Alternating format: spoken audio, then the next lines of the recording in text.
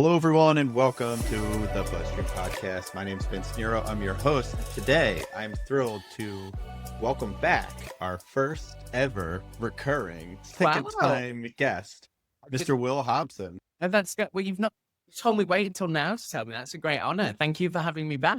Very Yeah, excited of to be course. here Well, I again. was, trying to get the surprise factor in there, so see the authentic the reactions.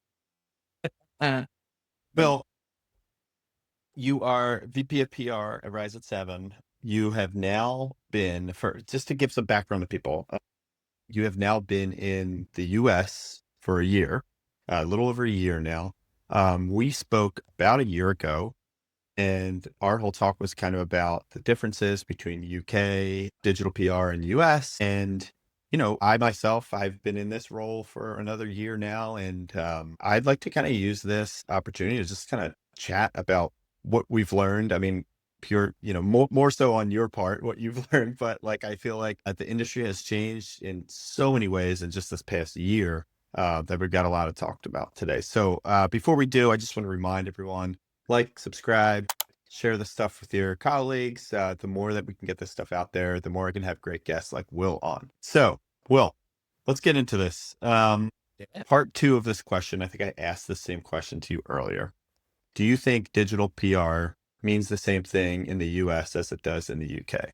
well, first of all, I'd like to have a disclaimer. I cannot remember what I said for any of you. I'd be totally contradicting myself. But no, I don't. Thing is, I think it's a little bit different here still. I think obviously it's very developed in the UK market, and I think that actually comes with a lot of challenges, especially because it's a very saturated market within the UK. And do you know what's been really interesting? I've been doing, like, quite recently, a few different pitches and a few different campaigns in the UK market.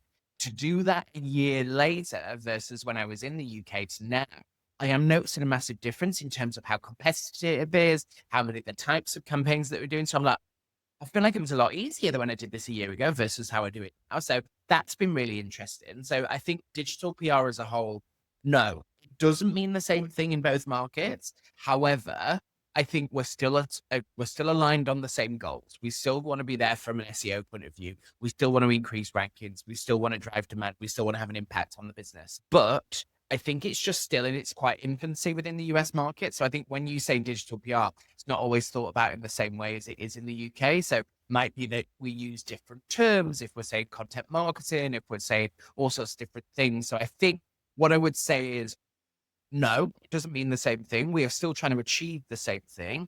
However, it's probably just got loads of different terms within that US market because it's still in its infancy. I think there's still a lot of work to be done, for sure. Yeah, and I feel like the answer was kind of similar. I mean, I think I've referenced this kind of quote from you from our last podcast saying that you think that the US is still a few years behind. I mean, you still feel like that's the case, it sounds like, right? I think maybe the word behind is maybe like the wrong word to use, but I think still in its infancy. I think it's still got a long way to go in terms of like it being known to every single person. Like, for example, I was speaking to a CMO of a brand and I was just talking about digital PR. She was like, "Can I just stop you? What is digital PR?" Like, so, oh my God, I can't believe I've not explained that properly. But I think it's still just not as known as it is in the UK. I think PR's known, SEO's known, not necessarily working together. So yes, I still think we've got a long way to go, but I don't really see that as a bad thing. I think it's a good opportunity because I think sometimes digital PR in the UK market's got a bit of I think it's got some connotations to it. It's kind of like, oh, you're working in, I don't know. And what I mean by that with connotations, I mean, it's kind of like people see it as one thing. Like, I think we've got an opportunity to almost rebrand it in the US is what I'm kind of seeing as.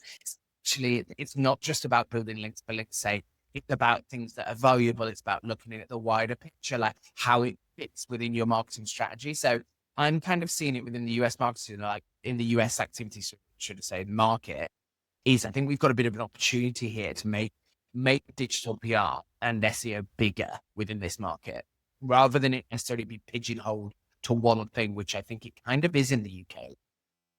Yeah. Yeah. It's unfortunate because I mean, I feel like it's like that in the States, but maybe it's just more the focus on like link building agencies. They're just, but all right. So I want to throw something out. This is kind of like a theory I've been kind of trying to piece together in my head in terms of like the differences and how to kind of compare UK to US. I want to see from a UK perspective, for your background, if this aligns. So my thought is the UK kind of strategies can be applied at the local level here in the US.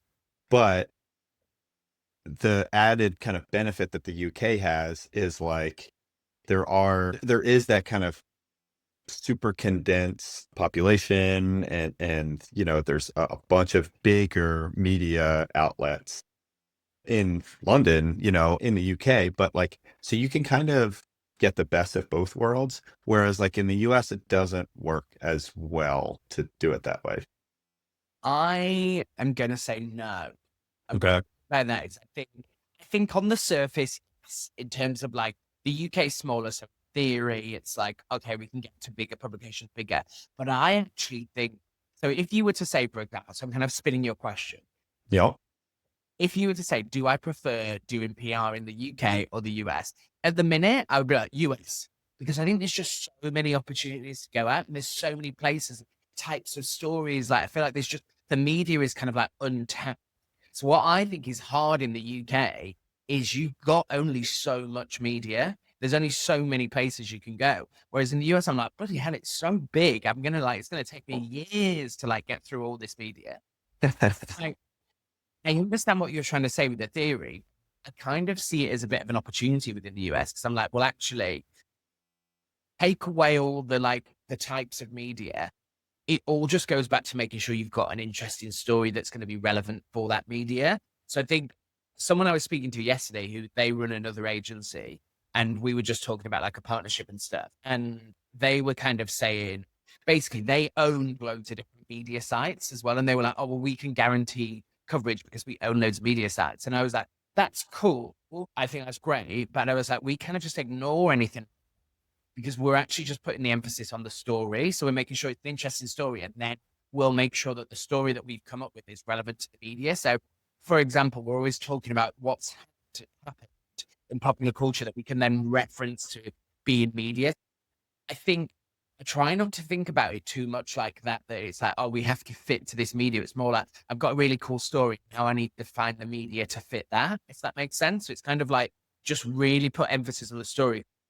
If you've got a crap story, you can't rely on your connections. You can't rely on like, just because this is a regional story, like it can still be a crap story. Like, do you know what I mean? So it's kind of like actually just put real emphasis on the story being really good and really interesting. And it's usually something that's happened in real life or that I always find it so much easier to something happens to me and I influence it. Like we just had a story recently that went viral in the UK because I put my name down wrong when I was entering. So basically, I'm now known as the UK's biggest sticker, is what the Daily Mail. Which I was like, well, I'll take it. I don't mind. But basically, because my email is like Will.Hobson, it auto-filled when I was booking the flight. It auto-filled my name to be Will because that's what my email was. And then I just like forgot about it. And when I went to check in the flight, I was like, oh shit, it says Will and my passport says William. And I was like, oh fuck. And they wouldn't let me check in. And then I had to, basically I sorted it in the end, but I was like, oh great, you guys can use this for our travel client. Just use me as a case study. Or I've had places where I play this game when I'm like at the gate. I'll always go into the app. So say it was Delta. I'd go into the Delta app and I'd move my seat constantly so that I was away from people if I saw through seats. So then we created a story being like, okay, you could pay. We basically called it like check-in, chicken. So it's then that you can move around your seat as you're at the gate. So I tend to craft stories and campaigns of stuff that's actually happened to me. Because I'm thinking if I've experienced it, other people are going to experience it, and then we're going to talk about it. So because I'm always in an airport, I was like, everything always seems to happen to me in an airport. So I was like, travel clients just endless ideas. Because I'm like, do you know what's annoyed me in the airport today? I was like, let's do this.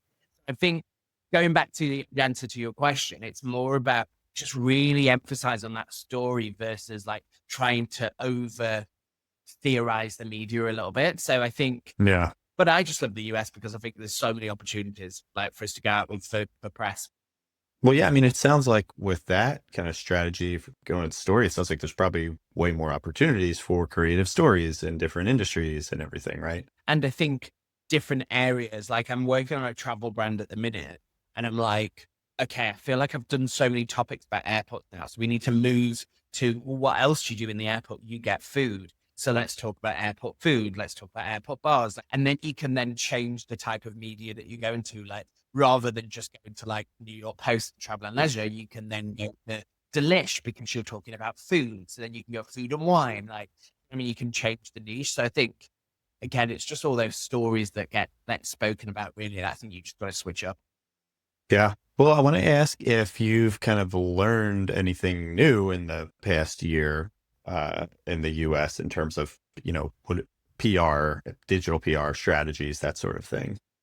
I think in terms of learning anything new, I think it's more about where to go and how to go and just being on the boots knowledge. I think being on the ground, I think what's helped me specifically is actually physically living here because I think you notice so many different nuances. So I think for me, what I've learned over the past year is like never underestimate actually being in the market that you're selling and or creating stories about because I think you just notice things like what since I've lived in New York, for example, and I'm following like New Yorkers on Instagram. I'm following like all these different TikTok accounts, social media, news, AM New York, New York Post. You get a sense of like, okay, when I think New York, I think rats, I think dive bars, I think, and it'll come up. And then I'm like, oh my God, I've come up with loads of ideas that are about this city because I'm physically living in here Right.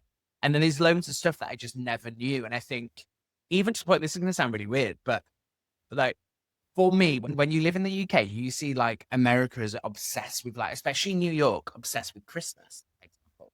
Where actually the flip side of it, because I spent Christmas here, I was like, it's kind of not as a big a deal as it is in the UK. Because in the UK, like everything Christmas Day is very sacred, everything closes. It's like very, you go back to your family, you do certain traditions and certain food and things like that. And then I was here, I was like, oh, everything's open. I was like, this bar or like, do you know, like you just notice different nuances than you think you know.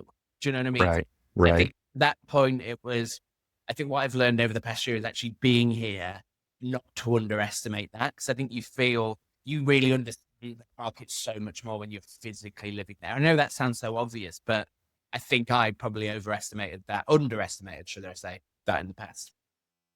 Yeah, I mean, well, let me dig into that because I think I mentioned this earlier, but like last year was also one of the craziest SEO years, right? Like, so helpful content, all the link spam updates, all the crazy stuff. AI really, really took off. Has anything changed in the PR world for you with all of that change? Yeah, I think we're definitely thinking about how we can create. Obviously, I'd probably say like 5 years ago, even 3 or 4 years ago, we were very much like, okay, we need to create campaigns that are going to generate links. But now it's so much more than that. It's not about just creating campaigns that are going to get links. It's also like, shit, we need to think about, are we going to be, how much real estate are we taking up with this? So thinking, for example, like a beauty brand. Now we've got AI overviews. We need to think, well, what's been pulled into that AI overview? Oh, it's usually trusted sources. Oh, crap. We need to be in that trusted sources and we need to make sure that that's there for the same thing. So I think it's becoming more and more like PR, I would say, because if you think we're doing things now that it's not just about generating links. We want to get people to talk about a brand.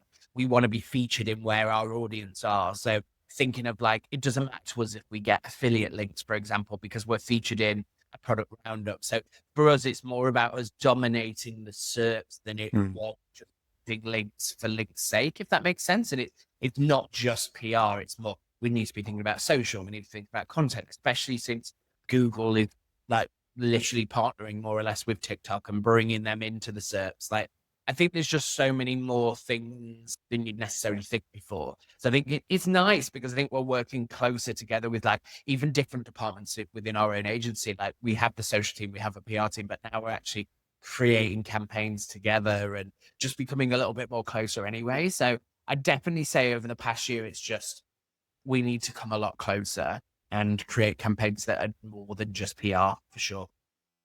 Yeah, and I think that's one thing I noticed about Rise.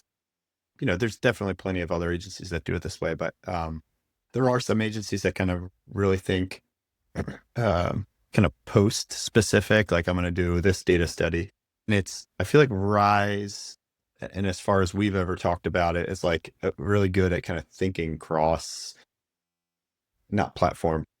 Uh, Yeah. yeah. Yeah. So like you'll bring in the social team and, each campaign that you have, it's more campaign basis when you think of like a traditional PR campaign, it's not just, here's a blog post or, And I think that's kind of how we started really as a brand, because we didn't want to just be an SEO agency. We wanted to be like a brand agency. And we were like, well, actually, if we Mm, speak to the brand team, if we can speak to the PR team, social team, the content team, the SEO team, we're not just speaking to the SEO team, we're kind of bringing everyone together. And I think some of the biggest collaborations that we've had, best clients that we've had, is where we've been able to bring all those teams together and actually be able to speak to everyone. We're not necessarily just saying, SEO person, we got you, we increased your rankings, we increased your traffic. We're also saying, brand, we got you this, we got you these impressions. Actually, people think of your brand differently now because of this campaign. And then it's like the social team, great, because we collaborated on your campaign. So it's about speaking to everyone really, because I think 9 times out of 10, you go into a business and they're actually not even speaking to each other. So if we can try and help them come together and also make sure that we're doing that ourselves as well. And I think there's still cases where we can work independently, but I think it is better that we come together for sure. yeah. Yeah. Yeah. Yeah.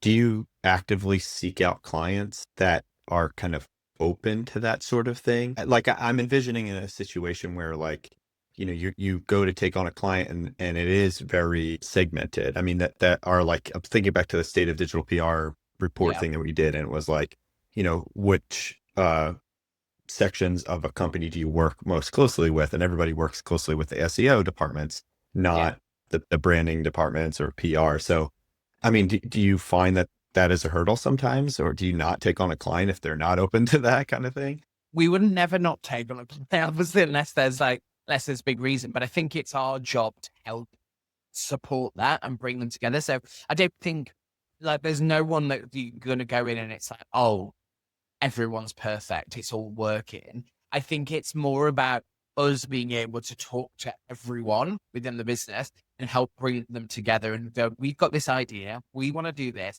This is what we require from everyone. Is everyone on the same page? And I don't think it's never going to be perfect. And I think I've got one client in mind that we're working with that we've been working with for years and we're still not there, but we're getting there. And I think it's been quite rewarding to like see the progress. And I think they're all excited. And they've even said, like, listen, it's not going to be solved overnight, but we're getting closer to where we want to be. So it's just about us keeping going back and seeing that. So I think from my side, yeah, we would love it if everyone was like that, but it's not always going to be the case. And it's our job, if anything, to take that on to be like, right, this is who we need to speak to. This is how we're going to do it. And we're going to work together to make that happen, really. Yeah. No, I love that. Okay. So outside of the crazy SEO happenings, there's also a lot of talk. I know specifically in the UK about journalists getting laid off. Do you feel that same kind of churn happening? Journalists moving to freelance. Do you feel that same churn here in the US? Yes and no. I think it's always going to happen. I think, if I'm honest, I feel like over the past 10, even 15 years that I've been working in PR specifically, I think there's always been conversations of journalists being less and less journalists, which I think is true. There is less and less journalists, but I think there's always going to be outlets that are going to need media. That's always going to be there and they're always going to need stories. So it goes back to that point I was mentioning earlier. I think I'm kind of like, yes, I see that happening, but what we've got to do is just put more emphasis on our stories being good. We get Yeah. where we're like, our stories are, then I'm like, that's the problem. It's not that the journalists aren't there. It's just that our story's not good enough. So it's kind of like, we just need to keep going back to that. What is a good story? Because there's always going to be journalists writing about it. And that kind of one of those, I think there's loads of myths within PR. And I'm not saying that as a myth because it's very much so happening, but I think it's just more about, I think there's loads of myths that people could sometimes use as excuses to be like, oh, I can't do this because like, I sent the email on Friday and I'm like, no, like, if you've got a good story, I was outreaching a story maybe about 6 months ago and I was outreaching it at like 11 at night, like, but just because there was journalists working at that time that they were writing those stories, I wrote this story and it was about somewhere in, I can't remember where it was. It was in Dallas. And I was just looking, I just went and happened, and I was in a different country, and it turned out it was 11 o'clock at night in the US. And I was like, I'm just going to send the story to this journalist. Send it. She wrote it straight away just because I saw she was writing articles there and then. So it kind of goes back to that point. I think there's so many myths that people kind of bring up, and it's like, well, actually, I think you just have to have a good story. I think it just goes down to those, like, I just think stories not good enough. Just go back to the story. I feel like Yeah. I'm saying that a lot, this podcast, just in terms of the story. That could be the title. No, I love that. I don't know if we talked about this. I went to music school back in the day, saxophone, and Thanks. like for all of that, I think there's a lot of the music world and any creative world, like you could draw a lot of those analogies, but or comparisons. But for me, it was always like gets back to like the melody of it. You know, like you could have a crazy band and you could have crazy words, but like there's no melody there, right? Like that's kind of how I think about that with the story. There's always got to be a good story. I love that, Will. And I think just talk that a little bit. Yeah. I think it's really it's hard to teach sometimes. And I bet it's a bit like with a melody where it's like, I know, for example, my team will present me stories. I'm like, no. Okay, that's the one. I'll be like, that's the story. And I'll be like, why? And I'm like, it just reels off because it's usually, you can nail it down to as it has, but it's usually like getting people talking about it. It's current, it's trending. Like you could just, I think if a headline writes itself, that's when you know you've got a good story. Do you know what I mean? Because you're like, the headline's written there. I think if you're struggling to explain it, I'm like, no, I'm bored. Like it's not good. Yeah. To keep it like really concise. I think people overcomplicate stuff 100%. Yeah, I totally agree. Okay, so the last thing I want to hit before we kind of retread some of the same areas is I want to understand from you if there's anything specific, any strategies that are seeming to work well in the US these days. Obviously, state by state, that works really, really well. I feel like this is the best in every state across the US. That works really well. Obviously, the regional stuff. Case studies, I'm seeing case studies increase. They've always been a real go-to within the UK market. And I think they're definitely increasing more so within the US, specifically on places like New York Post, more of your lifestyle publications. Like we just did a story that was looking at, for March Madness, we created a March Madness prenup. So we're basically where people would agree to only watch X amount of March Madness. And the story was doing well. It was really fun, really, really fun story, but it was doing okay, but it wasn't necessarily hitting the right type of press that we wanted. So we then basically found this couple who then would agree to do a prenup, and we added the case study to it. So it gave some real life stories to that piece. So I'm noticing a lot of real life stories, a lot of unique data, very, very similar tactics to the UK, really. But it's just, again, it's just making sure that you've got an interesting story, really. So definitely those are like my top go-tos at the moment. And then, for example, it's just finding trends that are going on that I mentioned loads. So like music trends, whether that's like this year, everyone seems to be talking about Lorde. She's releasing a new album. So they're like, is it going to be Lorde's summer? Like she just did a pop-up event in Washington Square Park last night. Got shot by the NYPD. Like there's loads of stuff. So I feel like it's going to be, it's kind of like making sure that you're able to spot something on the rise. Like obviously last year with Brat Summer was everywhere. Everyone was speaking about it. So they're like, is it going to happen this year with another one? It's becoming like a music trend. So I feel like just being able to like spot that and kick it off really, I think is a good one as well. So just keeping an eye on what's happening basically. Yeah.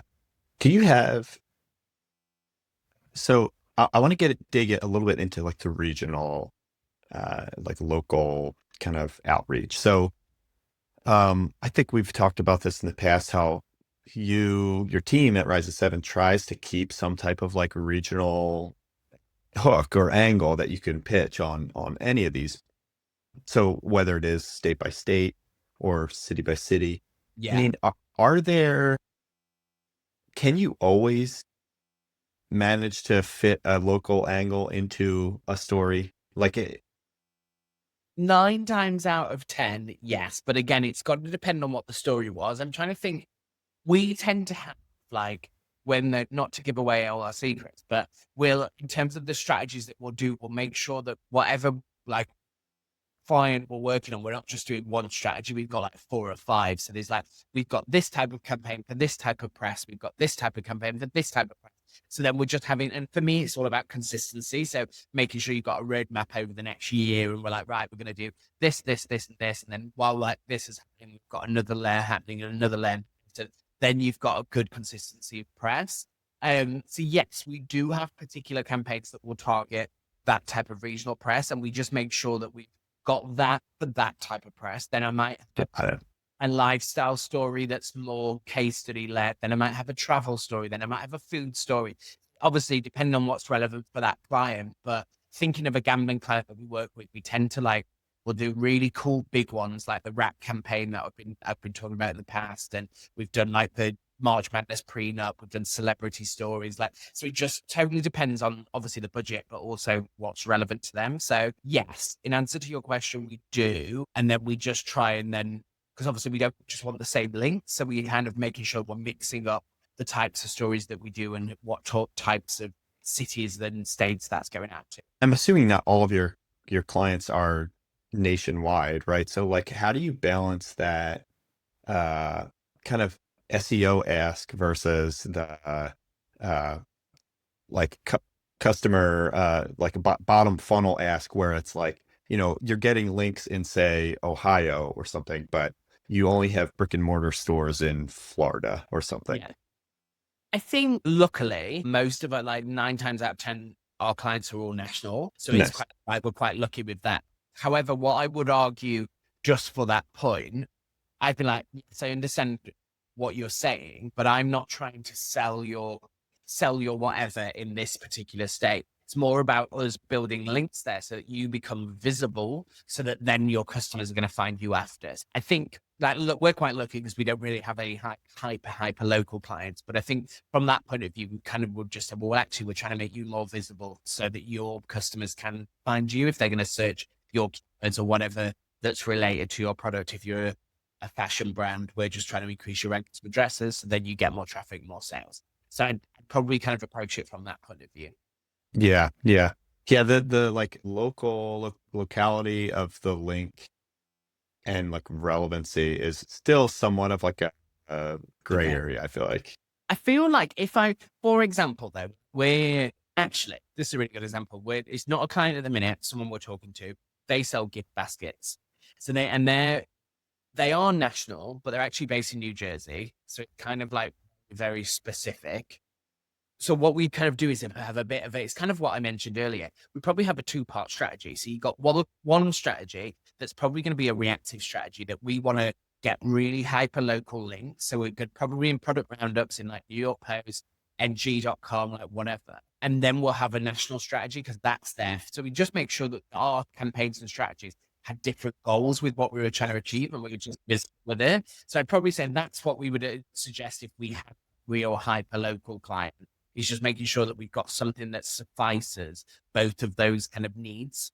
Yeah, I think that makes total sense. And that's probably where a lot of people kind of get confused with these strategies, is like, they think about it like, I need one thing that's going to rule them all. And then those campaigns are the ones you see kind of get cut up sometimes on LinkedIn, where it's like, oh, this is an irrelevant link. It's like, well, that wasn't the goal for this. Like, we have other campaigns kind of working with that. So, and I also think, like, I always, just to disclaimer on people, I would never, this is just a random one, but I just don't think you should be shouting out about other people's work and saying it's like, it's bad. I just think this, if you're doing that, just get your event.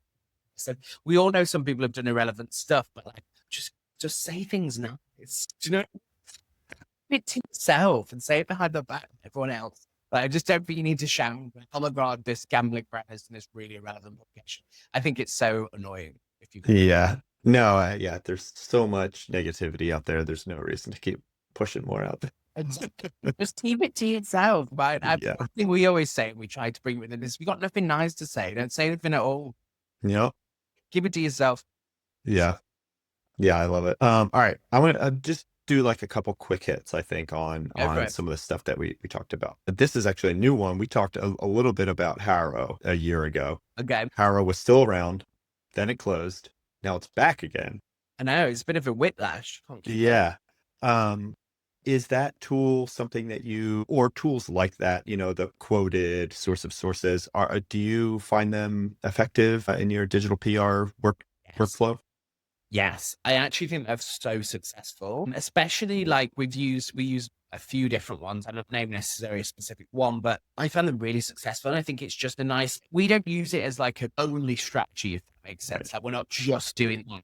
I think it's kind of like just add to your bow. Like I think, yeah, definitely. Because some of them can have some really cool like journalists on there. Like we've known, we have a healthcare client with, and it works really well for us to create a profile for our experts on there. And then we might have requests. And we've landed places on like CNN, like some really big, even Healthline and things like that. And you're like, we wouldn't have got that opportunity without these tools. So definitely think those tools are really good. And what my point's like, why not? Like if it's going to help with our activity, 100%, I think they're really useful. Obviously it depends how you use it, like, and as well, but just don't use it as your only thing. That's the thing. Sometimes it can be few and far between. I think it's just a nice addition. Like you might as well. Yeah, yeah. All right. We talked about kind of the size difference between the UK, US, and that kind of being one of the differences. So I don't think we need to retread that. And same with like outreach tactics. I feel like for the most part, we talked about that. It sounds like they're pretty similar. I do want to ask about kind of the expert commentary Yeah. kind of pitching. From my perspective, at least, that is not something as that US journalists are as open to um, than UK journalists. But tell me if you think otherwise. I think in the UK, I think it's a lot more. A journalist will tend to come back to us more, but I think it depends how you build a relationship. Because we had another healthcare client that we were working with in the US market, and we just did like a first intro when we first started working with the client. We were like, "Hey, we're working with this client. We're working in this space now. These are the experts we've got. We'd love to offer you." And then we gave them like 4 different bylines that we might be working on, and we had so many journalists come back, and I think, to be honest, this brand was really cool. So I think people just loved the brand. So I think it did help. And that kind of goes against a lot of my beliefs of like, oh, it helps if you're a certain brand. I always say that's a load of crap. This actually, If they got a good story behind them, yeah. then there you go. Had a concern. Also, the brand was really cool. So I think when the journalists saw the brand, they're like, yeah, I want to work with that. And so it was really good. So I've never had any problem with expert commentary, but I think maybe it's used more in the UK for loads of different factors. And what I mean by factors, I mean actually industries. Because, like, for example, a lot of the lifestyle, a lot of the showbiz journalists will come to like me, for example, for like commentary on celebrities from a PR point of view. So I think it's maybe just more widely used in the UK, whereas actually in the US, I think it's more authoritative. They're actually looking for doctors. They're looking for, you know what I mean? They're looking Yeah. for higher brow than Yes. would be in the UK. I think it's more that. Yeah, and that's kind of why I asked it. I forget where I got this response. It might have been Reddit. I was kind of digging into some of this, and I was asking if people had in the US use journal requests, the hashtag journal requests, and like 9 times out of 10, people were like, I don't even know what that is. Some people were like, why would you, publicize what you're looking for a story? And then other people were like, I only go directly to, university, Yeah. and like you said, just finding professionals that are experts rather than soliciting experts.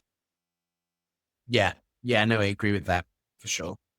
Okay. The other thing we talked about was TikTok, and you brought this up too. I mean, again, this past year, TikTok, is it going to close down? Is it back? And I know, Rise, like you guys have been banging the drum for TikTok for a long time, and it still seems like obviously it's been given a stay of execution or whatever you call it.